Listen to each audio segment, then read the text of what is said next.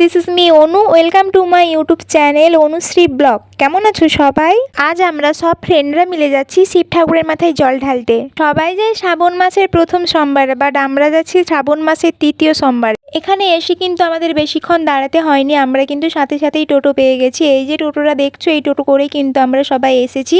সবাই কিন্তু টোটো থেকে নেমে গেছে, বাট আমি কিন্তু নামিনি, কারণ বাইরে প্রচণ্ড বৃষ্টি হচ্ছিল। ব্রিজটা কিন্তু লম্বা চওড়ায় অনেকটাই বড়। এই ব্রিজের নাম হলো কেলেঘাই ব্রিজ। এর নিচে যে নদীটা আছে সেই নদীর নাম হলো কেলেঘাই নদী। এই কেলেঘাই ব্রিজটা কিন্তু আমাদের বাড়ি থেকে প্রায় অনেকটাই দূরে। প্রচণ্ড কাদা আর ঝাউবনের মাঝখান দিয়ে কিন্তু আমাদের জলটা আনতে যেতে হবে। অনেকজন কিন্তু আমরা চলে এসেছি জল নিতে, আর অনেকজন কিন্তু অনেকটাই দূরে। দেখো এখনো আসছে ওরা সবাই মিলে। দেখো প্রথমেই গঙ্গা পুজো করে তারপর আমরা সবাই একে একে করে জল নিয়ে চলে এলাম উপরে। বিশ্বাস করো এখানে এতটা পরিমাণে কাদা ছিল আর এতটা স্লিপ কাটছিল বলতে পারবো না। মানে আমাদেরকে তো উঁচুতে উঠতে হবে না, আমরা তো ভগবানের জন্য সব কিছুই করতে পারি, আবার এইটুকু কাদা তো আমাদের কিছুই না। আর দেখো আমরা কিন্তু ওপরে চলেই এলাম। আর দেখো একটু পর কিন্তু বৃষ্টিটাও বন্ধ হয়ে গেল। যাই হোক একটু ভালোই হলো, কারণ এতক্ষণ বৃষ্টিতে পুরো আমার ফোন কিন্তু ভিজেই গেছে। আর হ্যাঁ, একে যে দেখছো এই হলো আমার ফ্রেন্ড। ব্রিজ পেরিয়ে আমরা চলে এলাম মাঠের রাস্তায়। আসলে কি বলতো, অনেকটাই রাস্তা না, তাই তোমাদেরকে আমি কিন্তু দেখালাম না। দেখো তারপর আমরা চলে এলাম মন্দিরের কাছে।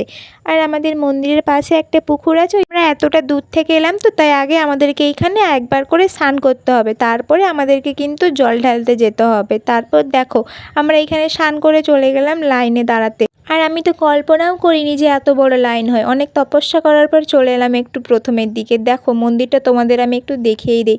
আর এখানে প্রথমেই বলছে নাকি এখানে ভিডিও করা যাবে না, তাই আমি ভাবলাম আমাকে তো ভিডিও করতেই হবে, তাই আমি একটু লুকিয়ে লুকিয়ে ভিডিও করলাম। সত্যি বলতে আমি কিন্তু এখানে শিব ঠাকুরকেই দেখতে পাচ্ছিলাম, ভাবলাম কোথায় জল ঢালবো। যাই হোক জল ঢালা আমাদের কমপ্লিট হয়ে গেছে।